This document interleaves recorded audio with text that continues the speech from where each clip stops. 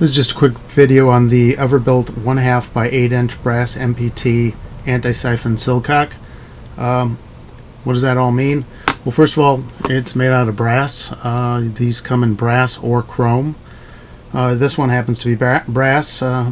Brass or chrome don't rust. That's why you want to be using these when they're exposed to the outside. When it says 1/2 inch, it's referring to the inside diameter of the tubing. When it says 8 inch, it's the distance from this lip here to the edge of the nut is 8 inches.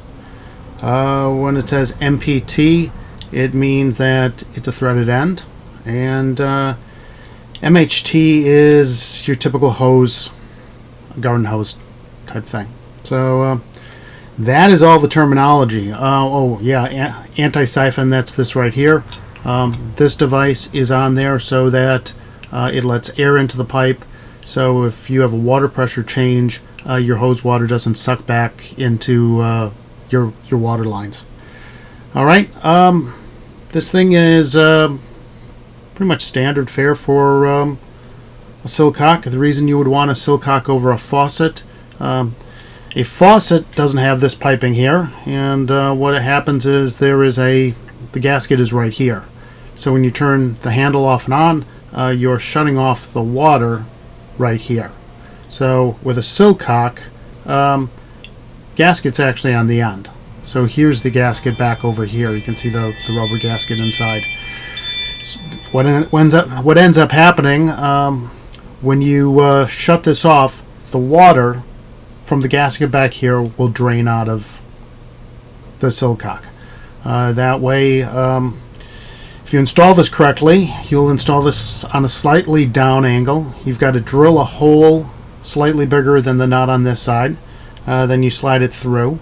You also have right on this side, right here, you've got a wedge.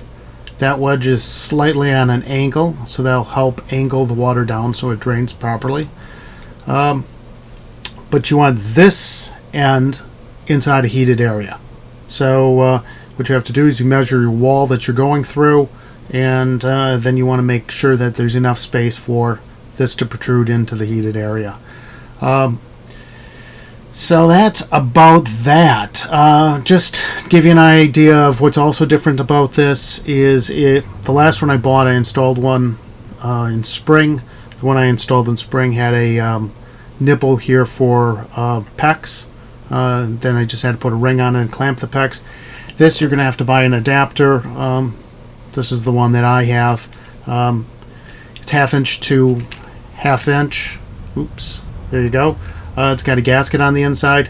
When installing this, I plan on putting some plumber's tape onto the threading.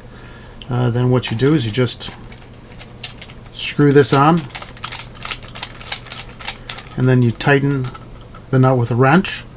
Once it's tight, you just take your pecs that you have and you just push it into the end.